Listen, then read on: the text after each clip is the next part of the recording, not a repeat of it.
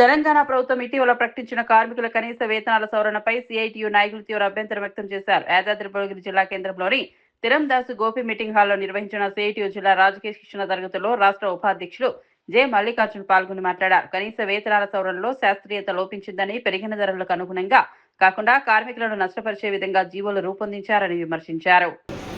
మనం వేడి గొడవ చేస్తుంటే గొడవ ఎందుకు చేస్తాం? ఆ యజమాని మీద గొడవ చేస్తాం. ఆ యజమాని మీద గొడవ చేస్తుంటే మొట్టమొదటిసారి వచ్చేవాడు ఎవడెక్కడికి? పోలీసు వాడు వస్తాడు. పోలీసు వాడికి ప్రభుత్వం జీతాలు ఇస్తుంది. ప్రభుత్వం జీతాలు ఇవ్వడం అని అంటే ప్రభుత్వం ఎక్కడన్నా డబ్బులు ఉంటాయి, పుట్టిస్తుందా ప్రభుత్వం? మనందరం ఇచ్చే డబ్బే ప్రభుత్వానికి డబ్బు.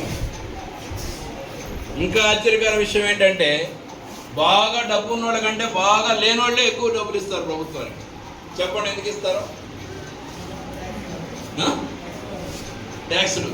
నువ్వేం ట్యాక్సులు కడుతున్నావు? వాడు కదా అసలు ట్యాక్సులు పెట్టేవాడు. కరెక్ట్, మన వాడు చెప్పింది. ప్రతిదీ సూర్యుడి దగ్గర నుండి కట్టుకునే బట్టల దగ్గర నుంచి తినే ఉల్లిగడ్డ కారం దగ్గర నుంచి అన్నింటికీ ట్యాక్సులే. వాళ్ళందరికంటే మనం ఎక్కువ ట్యాక్సులు కడుతున్నాం. మరి ఆ ట్యాక్సుల నుంచి వాడికి జీతాలు ఇవ్వాలి. ఆ జీతాలు తీసుకున్నాడు ఎక్కువ న్యాయం ఎవరికి చేయాలి? మనకి చేయాలి. కానీ ఎవరికి వచ్చి న్యాయం చేస్తాడు? వాడు పెట్టుబడిదారులు కంపెనీ పెట్టుకుంటాడు, గొడవ చేస్తున్నాడు. ఒక కంపెనీలో కార్మికుడు ప్రమాదశాత్తు చనిపోతాడు. ఆ చనిపోయిన కార్మికుడు కుటుంబానికి న్యాయం చేయాలని పోయి మనం కొట్లాడుతూ ఉంటాం. కానీ పోలీసులు వచ్చి మన శబ్దాలు చేస్తూ ఉంటారు. అక్కడి నుంచి వెళ్ళిపోమంటారు, కొడతారు, లాఠీ చార్జ్ చేస్తారు, ఇవన్నీ చేస్తారు.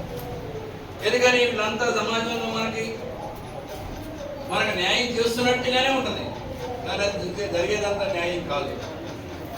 అందుకని కార్మిక వర్గం ఒక వర్గంగా, ఈ దేశంలో ఉన్న కార్మిక వర్గాన్ని ఒక వర్గంగా మనం ఐక్యం చేసి ఐక్య ఉద్యమాలను నిర్మించి ఐక్య ఉద్యమాలు